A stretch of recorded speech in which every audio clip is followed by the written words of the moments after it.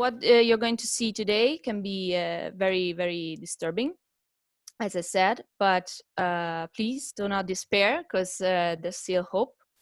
This is the webinar program. Today we're gonna look into infographics that I consider remarkable, as I said, while the next session will be on the 16th of December, and I will focus on the transformation actions that, let's say, different stakeholders like individuals, policymakers, industries can adopt. So the first thing that you need to know is that we are not on track. Despite the initial efforts, the world is not on track for achieving most of the 169 targets that comprise the goals, and that's from the words of Antonio Guterres, the Secretary General of the UN. In fact, recent trends across the entire 2030 agenda are not even moving in the right direction. These negative trends presage a move towards the crossing of negative tipping points that are irreversible. In fact, the Earth system is extremely complex, and once beyond certain, let's say, tipping points, beyond certain thresholds, even minor changes can lead to a major events with drastic consequences. So to divert from these negative trends, we need a radical transformation from business as usual. And this will only be possible by taking into account the interactions between the Sustainable Development Goals and their targets. And that's what the report is all about, actually, the interactions between these, the SDGs and their targets. And what is also important is that this transformation rely on the interface between the progress in human well-being and the natural environment, meaning that we need to engage with the systems that connects people and nature. So today insights are provided on a few different areas. You may already know a few things about some of them, like, I don't know, inequalities, energy system, food system, but what about the others? Do you know enough about them? So let's have a look. First of all, in 2018, the multidimensional poverty index that takes into account health, education, standard of living, indicates that 1.3 billion people live in households with overlapping deprivation, and half of them are children. As you can also see here, 750 million adults are illiterate, and 1.9 billion people lack access to basic sanitation. 1.9 billion people, that's really absurd. What you can notice here is that 4 billion people are without any social protection benefits, like social insurance or assistance. And also 1.7 billion adults are unbanked, and 900 million people are vulnerable to multidimensional poverty, meaning that they might easily fall into that category. Moreover, 3.7 billion people do not have access to the internet, while 650 million girls and women were married in childhood. Also, 617 million children are not at minimum proficiency levels in reading and mathematics. Related to this last point, we have this infographic about primary school enrollment, which I found very interesting. As you may notice, from 1970 to 2017, the percentage of children out of school dropped from 60% to 18.6% in the least developed countries, and in the world from 27.8 to 8.9. But what doesn't strike one immediately is that after 35 years of sharp decline, the rate began to level off as the ultimate objective of full enrollment was approached. And That might be because the populations are significantly harder to reach, or they suffer multiple deprivations that go beyond the specific goal of full enrollment. And it also means that we need to put much more efforts now to reach that goal. Talking about economy, from this infographic, I guess that the global economic inequalities are perfectly clear for everyone. In fact, although the poorest 50% of the world population did see incomes rise significantly over recent years, they only received a 12% share of the global gains, while the richest 1%, I repeat, of the world population received 27% of the total growth. And that's clearly insane. I mean, I think I speak for everyone when I say that the mechanisms governing the world are basically wrong. Here also you can read with me that in almost 3/4 of countries, the share of income paid to workers has declined.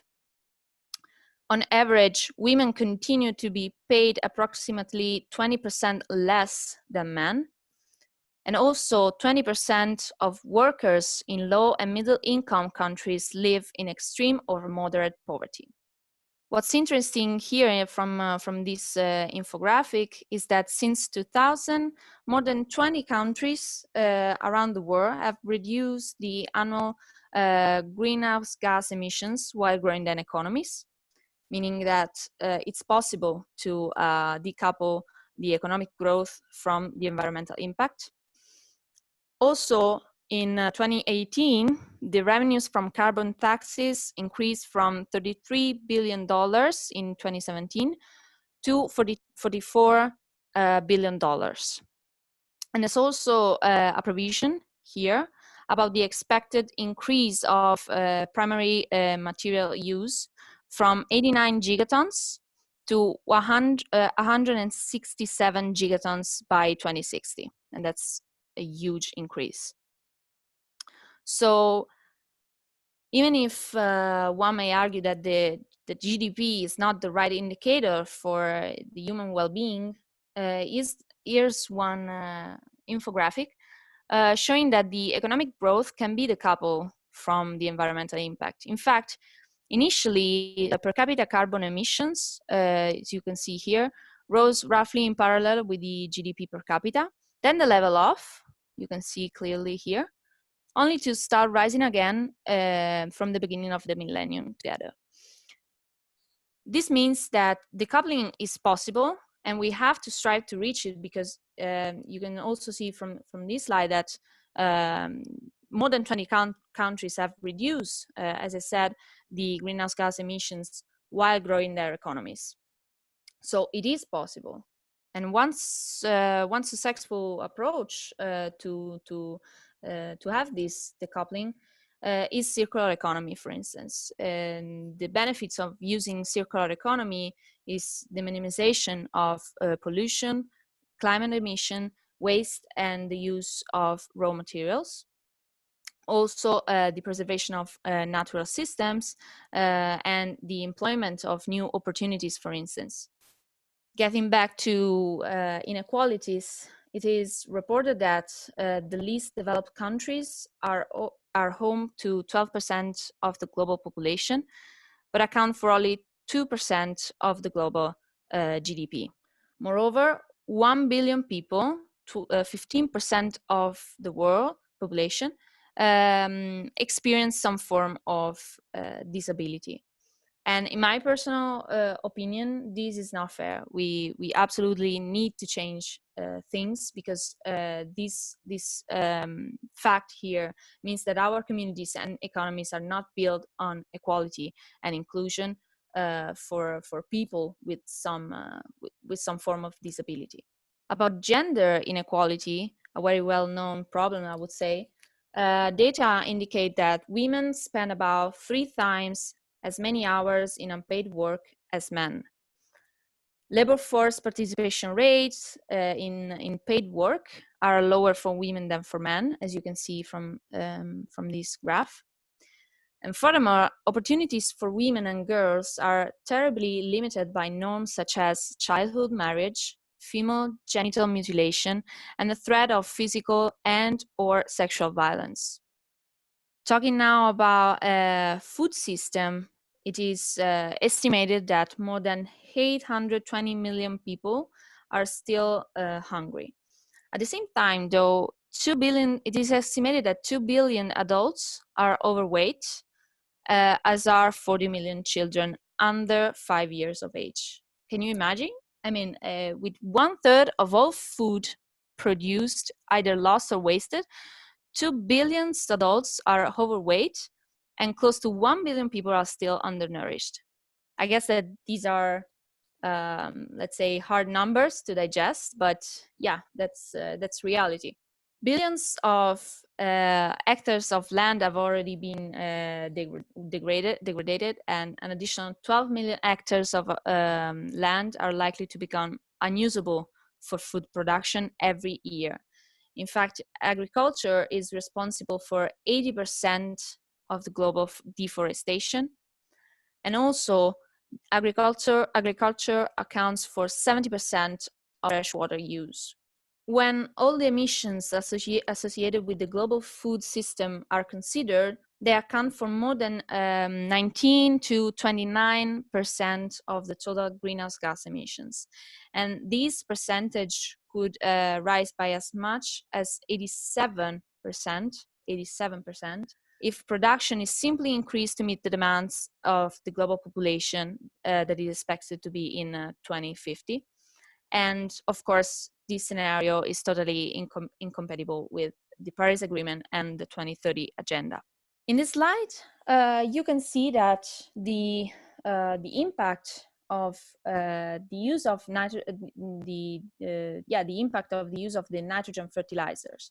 It is well known that where the use of nitrogen fertilizers is too little, the demand for food cannot be met, going against ending poverty, the goal number 1, the goal number 2, no hunger, and improving health and well-being, the goal number 3. On the other hand, if we use too much nitrogen fertilizers, we have a significant groundwater. We could have a significant groundwater contamination, or the eutrophication of fresh water, atmospheric pollution, and soil acidification and degradation, which all undermine the realization of goal 6, clean water and sanitation, goal number 13, climate action, goal number 14, life below water, and goal 15, life on land.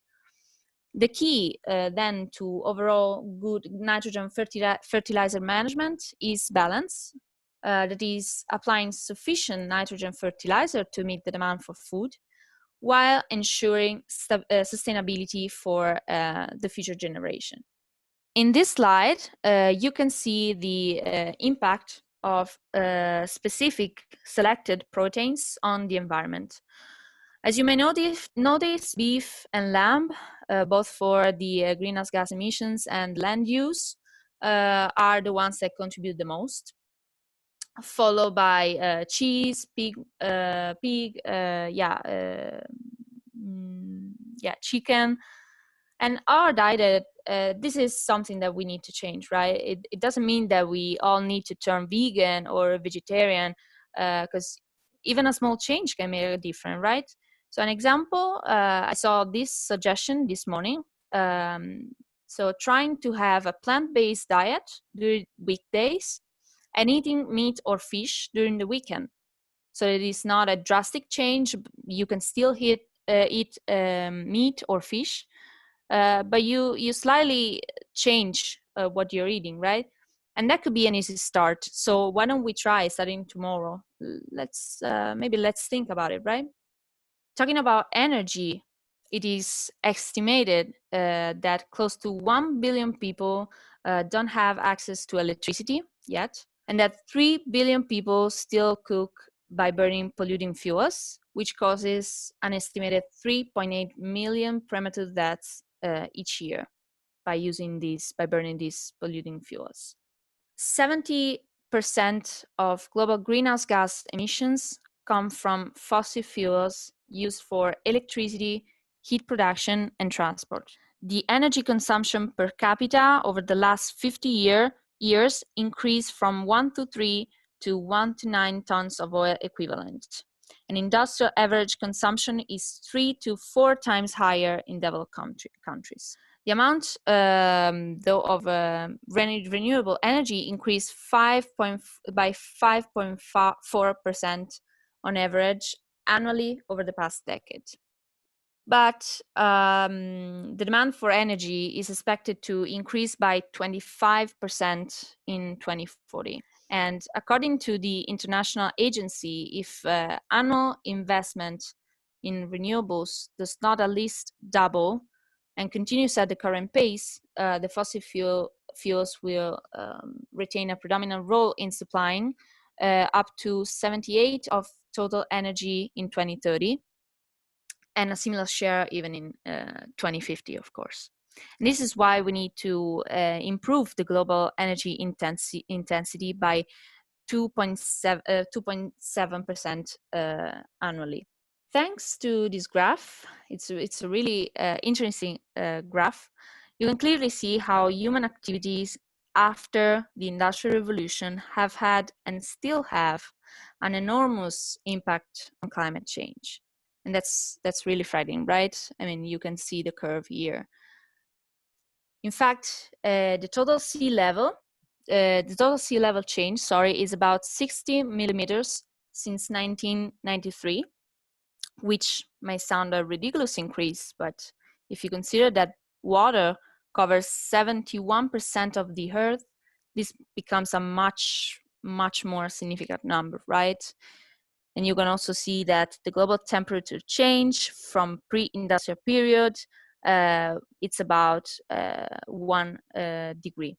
Yeah, and as I said, since Industrial Revolution, the greenhouse gases in the atmosphere have already warmed the Earth by a mean average temperature of about 1 degree. And even a temperature rise limited to 1.5 degree above pre-industrial levels could put pressure on 500 million people vulnerable to water stress and 4 billion people exposed to heat waves and coastal flooding. And also this rise would also reduce agricultural yields and increase the levels of species extinction. So based on the current policies and pledges, human-caused global warming is estimated to exceed 3 degrees pre-industrial levels by the end of this century. And that's one of the most important, let's say, if not the most important reason to act now and change our behaviors, because we don't have a planet B, right? We only have this planet, and we need to strive to conserve it. When considering waste, it is estimated that 6.3 billion tons has ended up as plastic waste, of which 9% was recycled, 12% was incinerated, and 79% was deposited in landfill or natural environment. That's really unbelievable. I mean, 6.3 billion tons. And I was really astonished by this number the first time I read it. So I guess you are too now. The total damage to the world's marine ecosystem is estimated at least at $13 billion annually. This affects some industries, of course. It's not only affecting life in the oceans. In fact, we also have some economic damage, let's say, for tourism, fishing, or shipping. We also have some electronic waste. In fact, it is expected that by 2021, the electronic waste will be 52 million tons. And in 2016, 60% of that, of the e-waste, of the total e-waste, ended up in landfills, where elements like mercury leak into soil and groundwater, poisoning them, of course. About urban environment, we know that 90% of people living in cities breathe air that fails to meet the World Health Organization standards of air quality. Cities are responsible for more than 70% of the global greenhouse gas emissions from burning fossil fuels. And if development continues in the business as usual model, the cities of the world will consume 90 billion tons per year of raw materials by 2050. As you can see in this slide, the nature across most of the globe has been significantly altered by multiple human drivers. In fact, 75% of land surface was altered. 66% of the ocean area is experiencing some increasing in the impact. 85% of wetlands has been lost.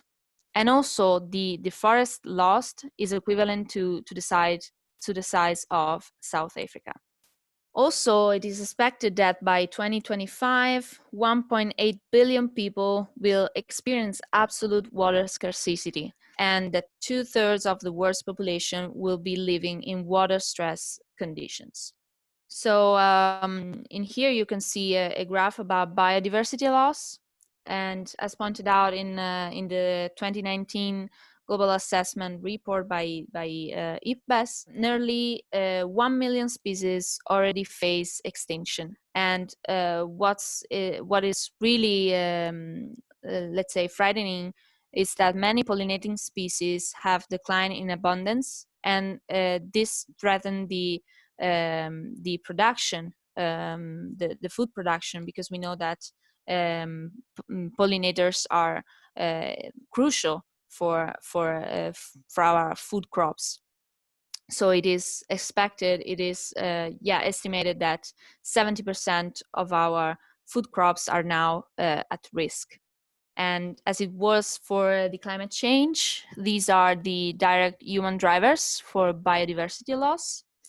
Most of it is related to the lands or sea use change, the direct exploitation, the climate change, the pollution, and the introduction of invasive alien species.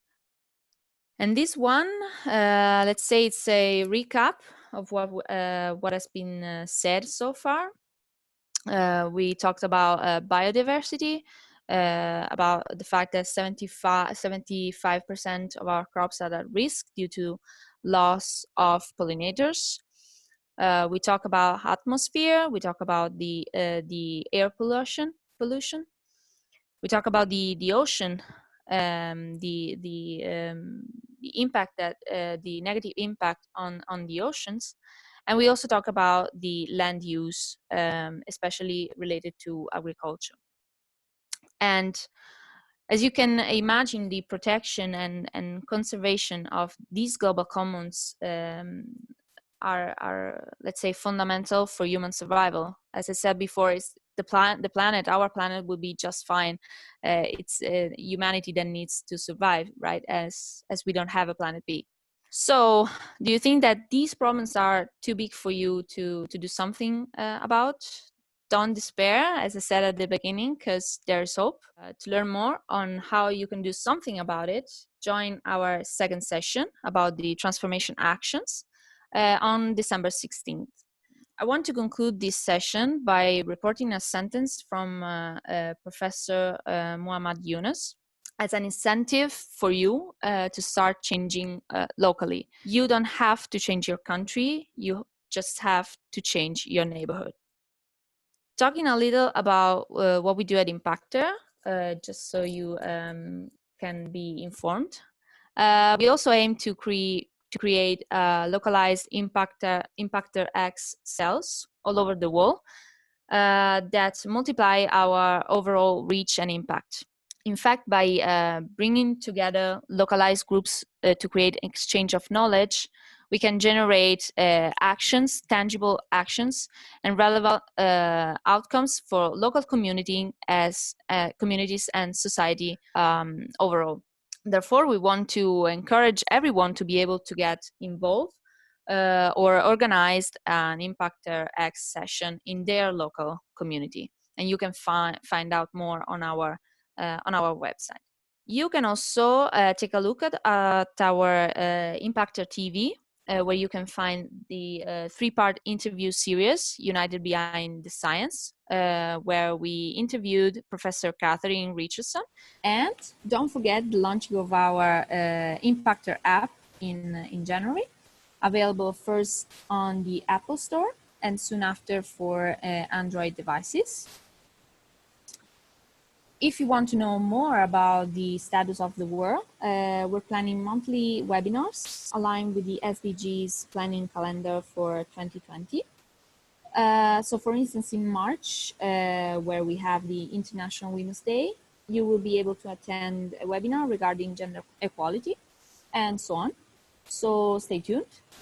And thanks for your attention. So now I'm gonna take a look of our Q&A. So we have a question from Anders. Are we really seeing a genuine decoupling of the economy and the emission of greenhouse gases? Well, the thing is that we saw that from statistics that it is possible. Now I can also take the slides from before. Yeah. So here in this, let's say from 1980, yeah, I would say, till the 2000, you can see that there was this decoupling, right? So they started to rise again together in parallel. So the main point here is that we can decouple the economic growth from the environmental impact. The thing is that how, and that's the problem. We need to find a real way, a tangible way to decouple from the environmental impact. But it is possible because we have this let's say this graph to show us that it's possible. Of course, as I said, you may argue that GDP is not the right indicator for human well-being and economic growth and etc. etc. So we have another question. Do you see the SDGs as independent entities, or should solutions be found that have more than one outcome? For instance, a food waste solution that encourages equality of labor. Yeah, like they are not. I wouldn't say that they are independent. Actually, quite the opposite. A lot of SDGs has some interconnection. So one of the point of the report was also that if you, as an industry, for instance, as a company, if you want to strive for reaching that particular goal, it doesn't mean that you are reaching only that goal. You may also having some positive impact towards another goal, and that's it. It's really it's really important to take into account, because it can happen also the other way around. So you're saying maybe you want to reach goal number, I don't know, number 2 or number 1, but then to reach that goal, for instance, think about the nitrogen fertilizer. You want to reach goal number 1 and goal number 2, so you're using a lot of nitrogen fertilizers, but at the same time you are polluting using too much nitrogen fertilizer. So you see, you can also because of these interdependencies, you can also have some negative impact towards another goal. So in this case, goal number 13, goal number 14, goal number 15. So yeah, I think it's absolutely important to take into account the interrelation. Oh, there was a question that I missed. Will the slides be available to access at some later point in time? Yes, they will be available on our website. And then how do you think this report has been received, especially at COP25 currently? Let's say that this report, as I said, it's very it's difficult to digest. It's not that the report is written in a scientific manner. It's the thing is that it's very dense of facts and infographics. So I think that in a way it's helpful for industries and policymakers, because in the report, and you can see more of this in the second session of this what you need to know on the 16th of December. The report provides a lot of let's say information and suggestion on how policymakers or industry should act in order to reach this transformation to get us right on track. So I would say that for whom who read the report, or at least had some general information from it, I think it's really helpful for them, because in a way you can clearly see where we are, and that's important, because you can start doing something meaningful only when you know where you are. And the other question is, by targeting synergies between the goals, many goals can be target more efficiently. That's absolutely true. Absolutely. And that's the main point of the report. It's about the synergies and the interactions between the SDGs and the targets, because don't forget that all the SDGs has many targets, right? Can you elaborate a bit on global primary material use? Yes, I would say it's I don't remember exactly what they meant, but I think it was about the general resources for the population, right? So I don't know, energy and water and all this the primary material that we need to use. I don't know if you wanted to know something in specific about the primary, the primary material use. Okay, perfect.